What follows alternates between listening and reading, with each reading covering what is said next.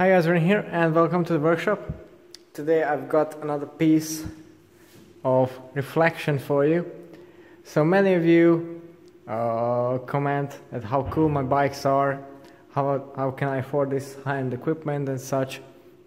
But I have to tell you, it's not always a walk in the park really with high-end components. And the main reason for my frustration is because when I compare it with the motorcycles, when there's a new model year coming out or a new model, you can get it.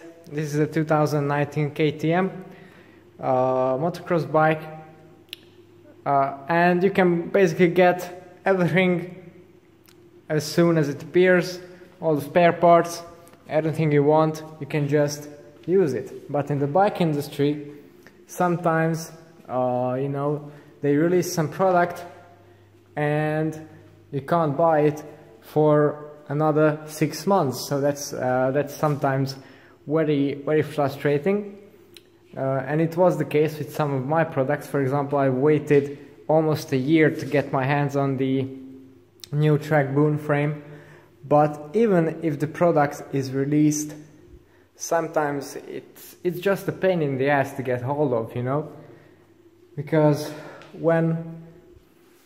when you decide to spend your hard-earned money on something, you want it as soon as possible, because, well, then you can just use it more. And I have to say, if you want something a bit more special, it gets harder and harder.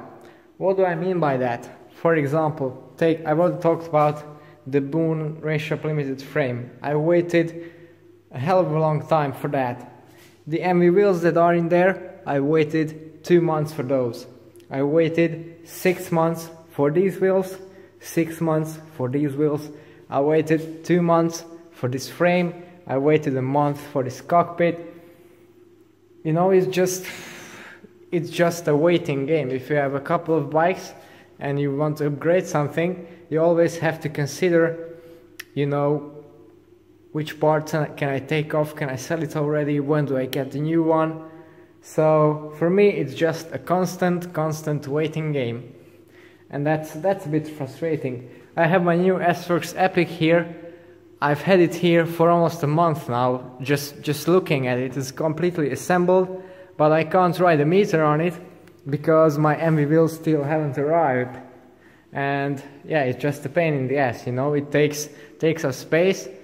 It takes up my work stand. I have to put it on the other one every time I want to do something on my bike, on a customer's bike.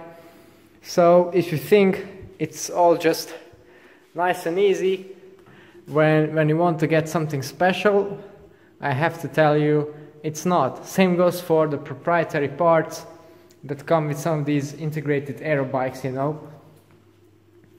For example, the stems for the speed concept.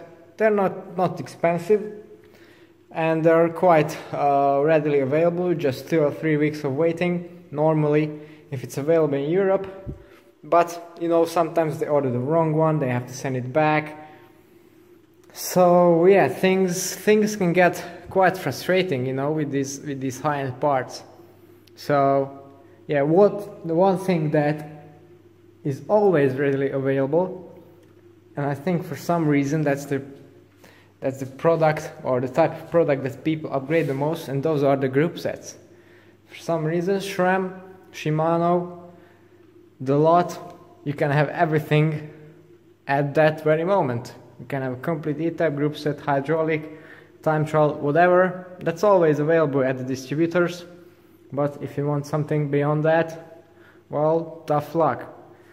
Another thing I wanted to mention, I have a new sweet, very modern rear disc ordered for my time trial bike. I've ordered it in the first week of July. Won't be here until September, so until then I have no disc wheel. Yeah, sometimes it gets a bit frustrating, but in the end, when I actually manage to put myself beyond that weight, I can bring you some cool reviews and hopefully some interesting information about high-end cycling products. So if that's what you want to see, then don't forget to tune into my channel later on and subscribe. it's off the day. Thanks for watching and see you next time.